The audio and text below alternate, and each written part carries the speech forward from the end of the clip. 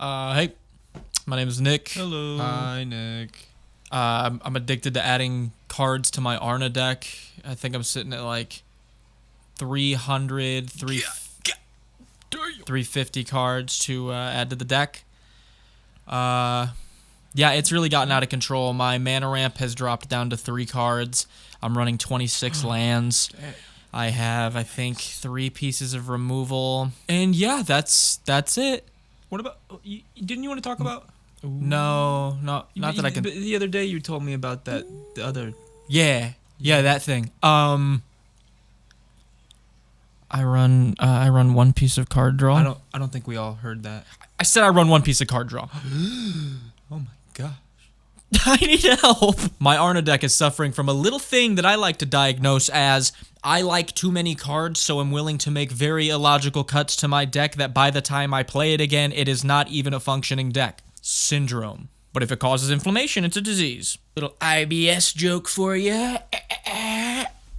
That deck was not functioning. I played it like 2 or 3 weeks ago when I met up with my buddies. It had been the first time I'd played Magic in months, so I had so much time to just sit around with a fat stack of cards I wanted to add to it, which is never a good combination because I played that deck and it did nothing. I don't know what I added or took out, but by the time I got my hands on it again to really sit down with it, it was a Frankenstein of a deck, and I'd like to walk you through what was wrong with it, some changes I've made, and give you a new and improved rundown on my Arna Kennerud Skycaptain list. So, if that sounds interesting, hit subscribe, hit like, hit any button prompt you can hit. No, not that one. Not those. Not those button prompts. For it being a token deck, looking back through what I did to it, I didn't think 12 token generators was enough. The next thing I noticed was I was going way too many different directions and not even like all the way. I was like half-assed doing a bunch of different stuff. Like, I don't want to do the equipment thing, but I'll run like 3 or 4 equipments. I don't want to do the aura thing, but I'll run like 2 or 3 auras because they're good enough. It really clunked things up to not just be like, no, this is a token 1/1 counter deck.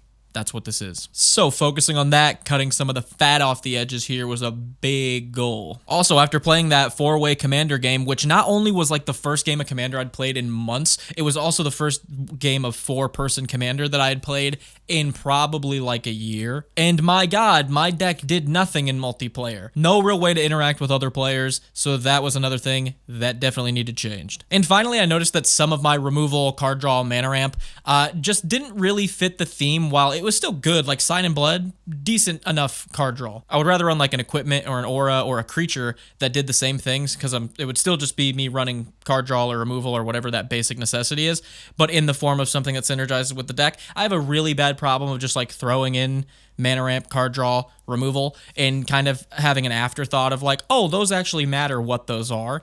So here we are. So with all that on the old Arna wish list, it was time to make some cuts. First card I cut was a Johnny Steadfast. Too slow, only ever used the -2. I just have an affinity for a Johnny. I really like a Johnny. I think that was the only real reason he was in there. I would play him -1, give the +1/+1 to the board. He would just die, and then I was like, I just played a 4-mana sorcery, give your whole board a 1/1. It wasn't, too slow. No, No, come on, a Johnny Steadfast. Come on. Too slow. Collective effort. No real good reason here. Do you ever have a card like that where you logically, like in a court scenario, would not be able to defend your logic? Like they'd be like, collective effort's great in a token deck. You get removal, you get 1/1s on your whole board, you get all this stuff, you get to use your tokens to escalate it. And I'd be like, yep, all those things are 100% true.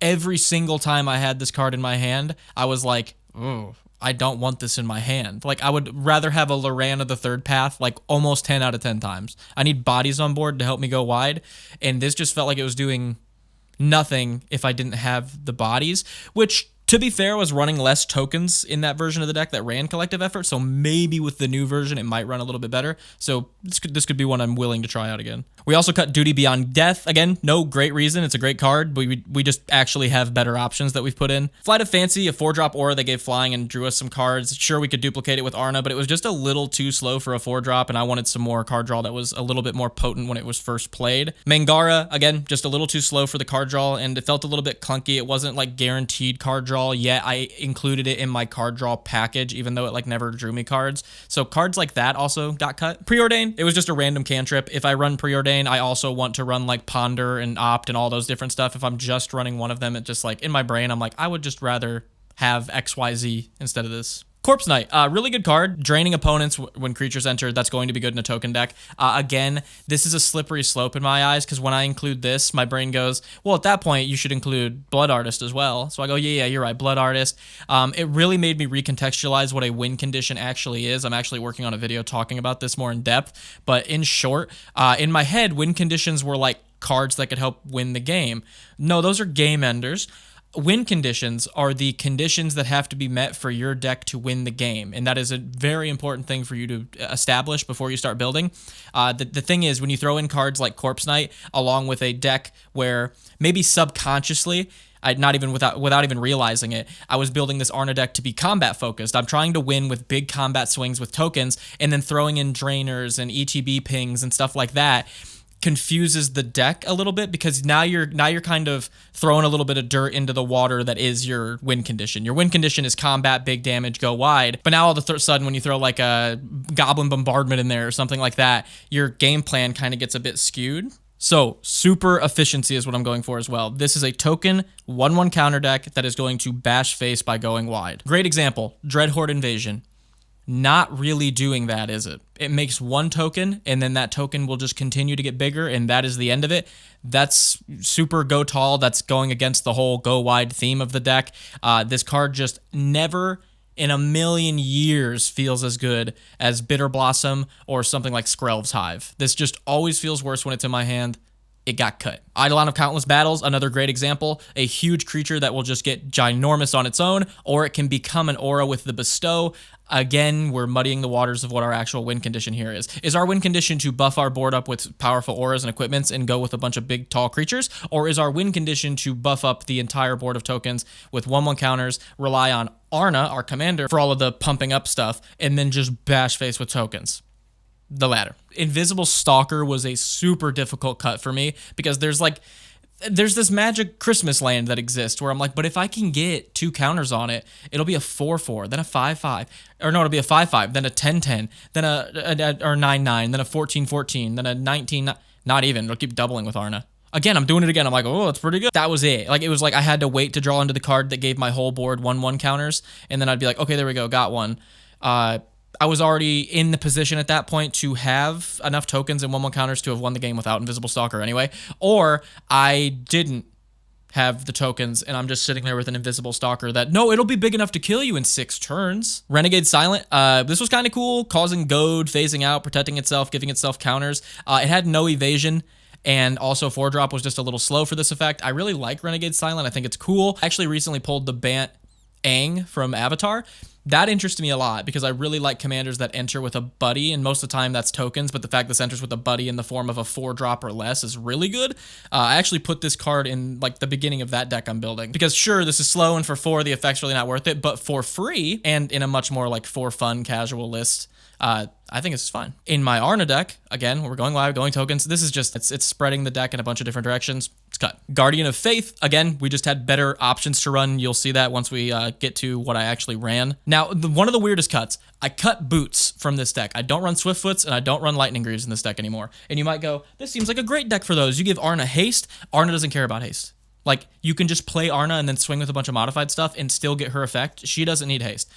You could protect Arna. She has ward, discard a card. And we're an Esper. We have so many ways to, like, counter. Plenty of ways to protect her. And even if we don't, it's not, like, super spiky. We can just play the commander again and again. Swing the turn she comes out. She has ward, discard. She's not super easy to get rid of. In all the games I've played her, I don't think I've ever had Arna removed.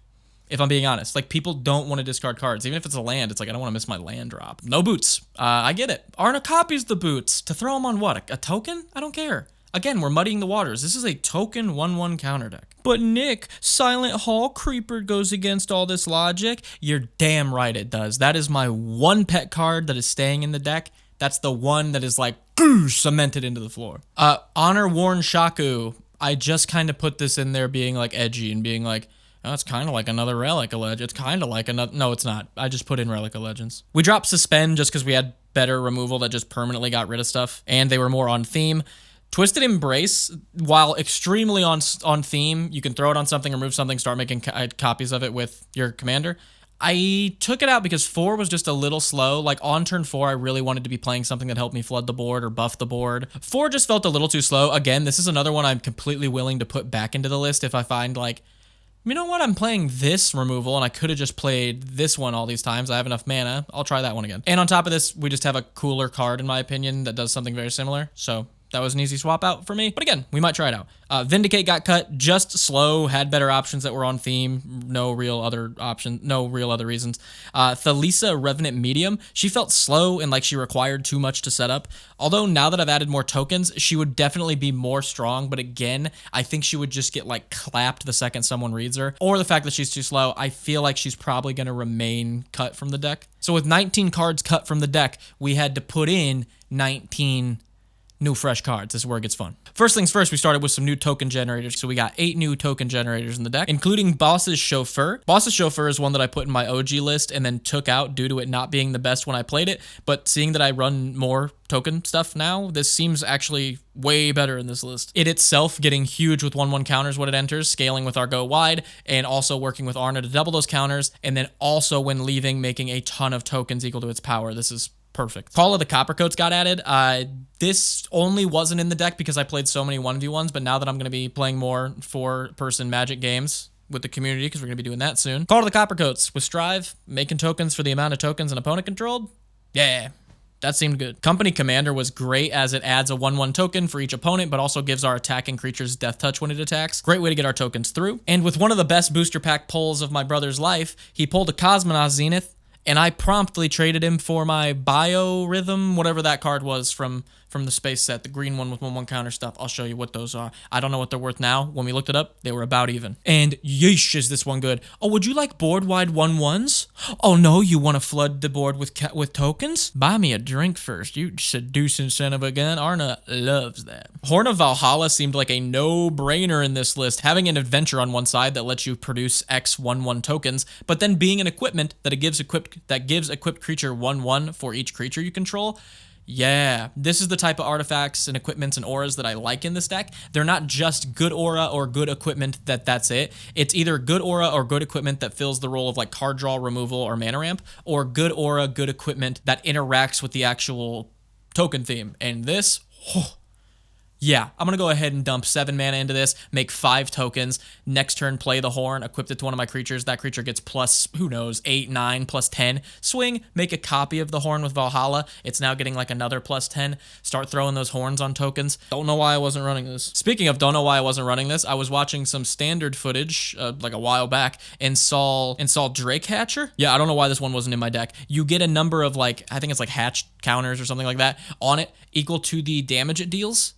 And then you can remove 3 counters from it to make Drakes. So in my deck, once it swings and it has a 1/1 counter on it, it'll get buffed up to a 3/3 because it'll double the counter. Smack for 3. Get those 3 incubation tokens. We don't take them off right off the bat. We wait a turn. We swing again. My commander will double the incubation tokens, taking us up to 6, and also double the 1/1 counters, taking us up to 4. So it's now a 5/5 with 6 incubation counters on it.